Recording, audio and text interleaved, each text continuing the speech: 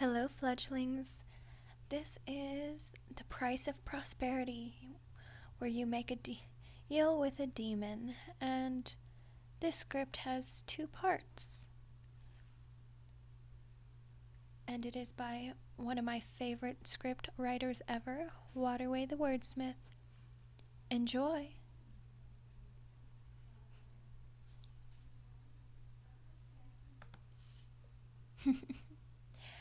I'd wondered when you finally get around to summoning me. You cut it pretty close, you know.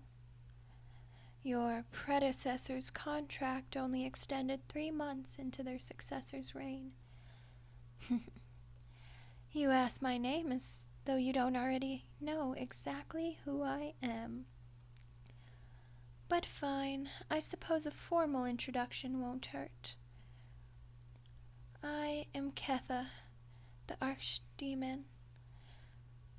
I'm in a class above ordinary demons, and it gives me a great deal of power that you need. There's no need for you to introduce yourself. I already know exactly who you are. You're the latest mortal to ascend to the throne of the kingdom of Aurak, and that means that after receiving the crown, you learned about the real secret behind Aurak's success. Me. Aurak as a nation is destined for failure.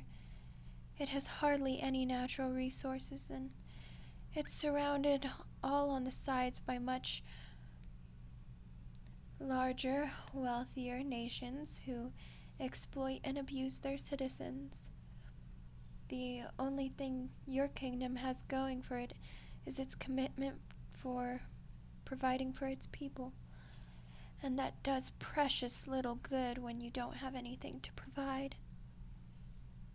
The first ruler of Aurak, Queen Atria, had big plans. She wanted to create a true paradise, but she didn't have the means to make it happen.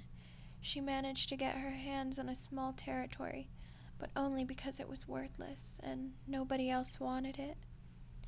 In her desperation, she tried everything she could think of to find a way to achieve her dreams, from bribery to magic. None of it worked, and finally, as a last resort, she came to me. You know the rest, of course. I granted Aurak with the ideal weather, fertile soil, and all sorts of good fortune, all in exchange for a contract with her. Every leader of Aurak since has forged their own contracts as well. The citizen remains blissfully unaware of the reason behind their happy little lives. I trust that I've covered everything you are just about to ask. It's tiresome to answer the same question over and over.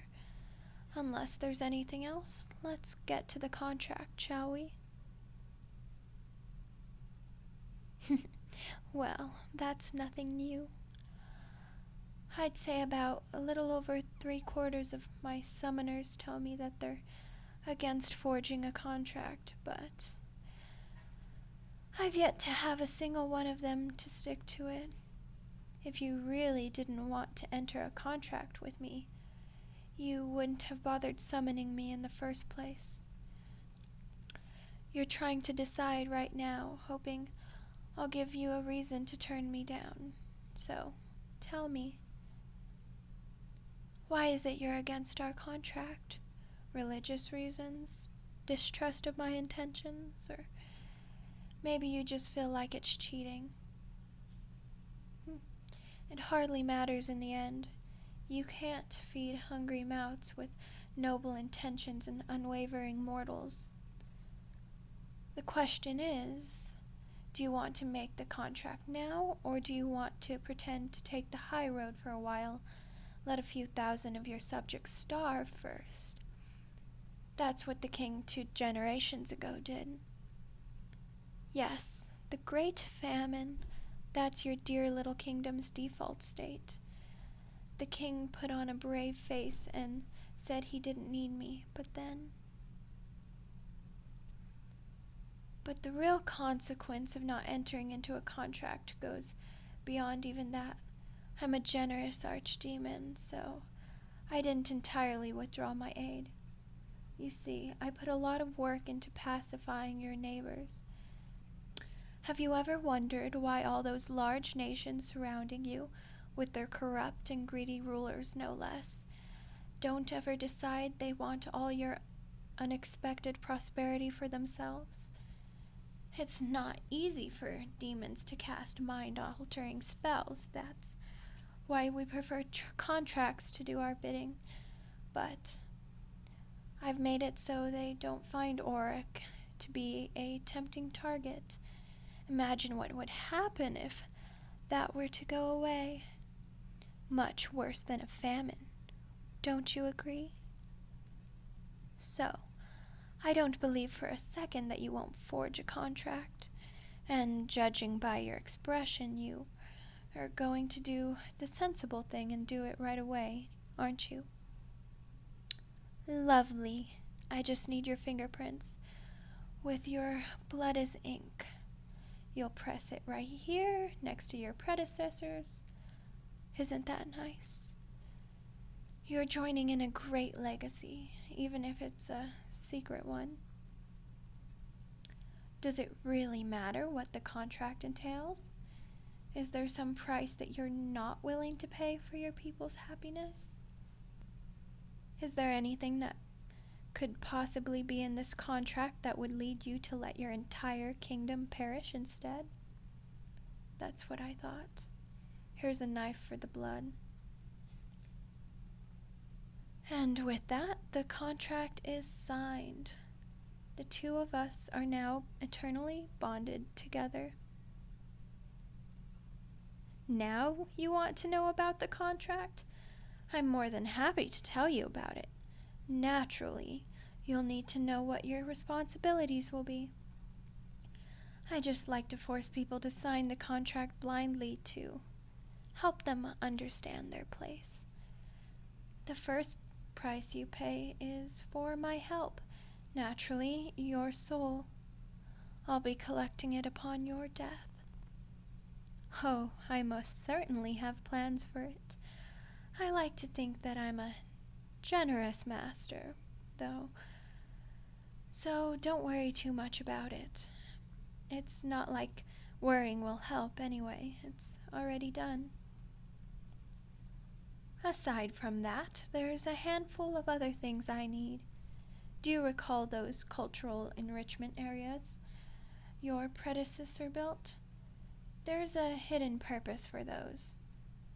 They are mana collection facilities. Oh, it's quite simple. During their construction, a few cursed talismans I provided were buried underground. All humans possess small amounts of mana, and the talisman leeches some of that mana away. Oh, relax. It's not painful or dangerous in any way. It does stunt the development of magical skills, but with my help, you don't have the need for any mages in this country anyway. Oh, what a funny thing to say. But I absolutely can do that. All your predecessors agreed to it, and now you have too. Interesting. That's a new one. Nobody ever claimed that they'd stop me before. Not after signing the contract. What exactly do you expect to do? Oh, I'm not mad. With how long I've lived, anything unexpected is always welcome. You're welcome to try and stop me however you'd like. Just keep in mind that if you violate the contract, your kingdom dies. Anyway, as I was saying, you're required to construct one more of these cultural enrichment sites. Construction must begin within the next 5 years and conclude within the next 10. Not too hard, really. You can design it however you like, just as long as it performs the function that extracts mana. I have to say I'm impressed with how creative some of them have been. I look forward to seeing what you come up with. Next up, I need an animal sacrifice every full moon. Goats are appreciated, but I'll take anything else as long as it has at least as much blood. And once every 13 years, I'll need a human sacrifice as well. I don't really care where you get the human from. Most of your predecessors just grabbed a criminal off death row. You can get them however you want, though. Look at you, so furious. Honestly, I'm impressed by how much more upset you were about mana harvesting and sacrifices than forfeiting your own soul. So selfless. But don't forget how much you get in return. So long as you hold up your end, your crop harvests will always be plentiful. You'll never need to go to war, unless you want to, of course. And you'll never want to worry about any natural disasters or any other form of misfortune. Oh, and not all perks are just for your kingdom in general. I am more than willing to do all sorts of favors just for you. Oh, you know, the standard sort of things. Give you unimaginable wealth, destroy your enemies, find your one true love. One of your ancestors actually asked for my hand in marriage. Can you believe that? A cheeky thing to ask, but it was amusing, so I went along with it. It was rather fun pretending to be a human for a few decades. Really? You'll never ask for any favors? Well, suit yourself. And don't worry. I won't judge you when you eventually change your mind. You're only human after all. Anyway, that's the whole contract. You're turning out to be quite an amusing human. I can't wait to see what you do during your reign. And I'm especially curious to see how you plan to rebel against me. That should be plenty entertaining. Now, unless there's anything else, I'm going to go back. Life is busy for an archdemon, you know, but Orc is a special project of mine, so don't be afraid to summon me if you need to. I can always make time. Until next time, ta-ta!